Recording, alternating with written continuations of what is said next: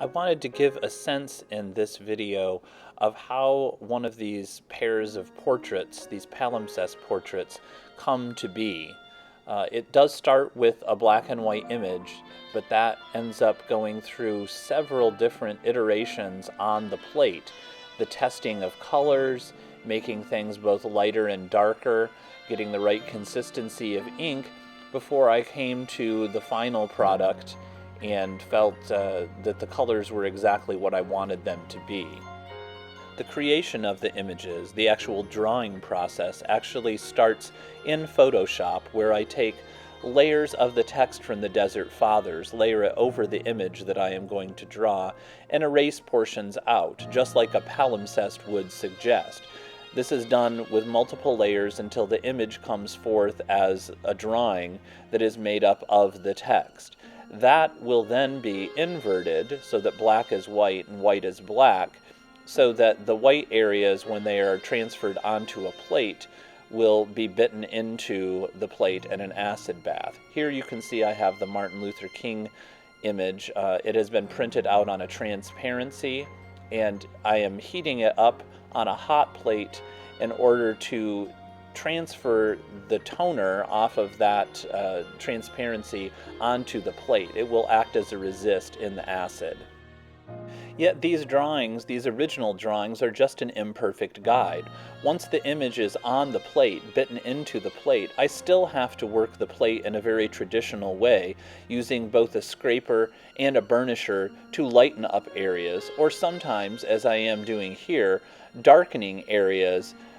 I'm using a soft ground here, which will allow an impression of a cloth pattern, the weave of the cloth, to be impressed into the ground, and then that can in turn be bitten into the plate. So here I'm just applying the ground, heating it up, and once it is cooled down, I put the piece of cloth over it, run it through the press, and the texture comes off.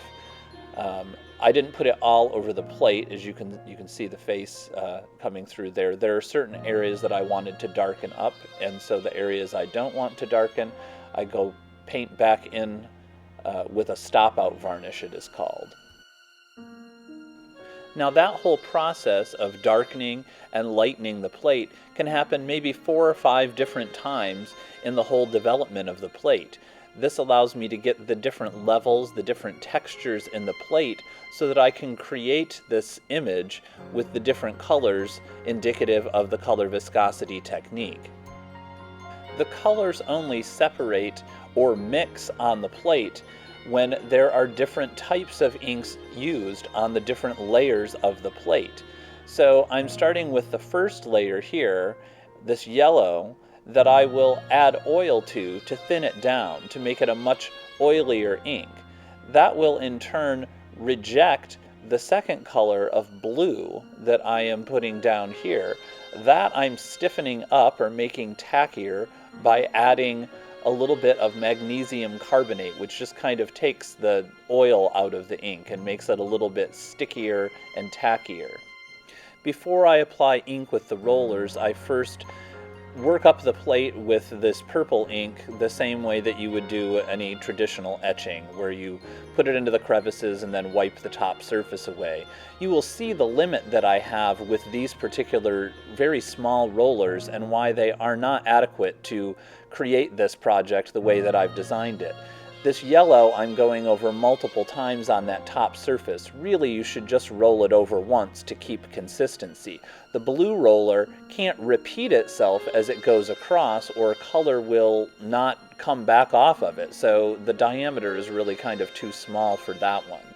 The roll off of the circumference here, I roll off the excess ink, you can see will only fit these 5 by 8 inch plates.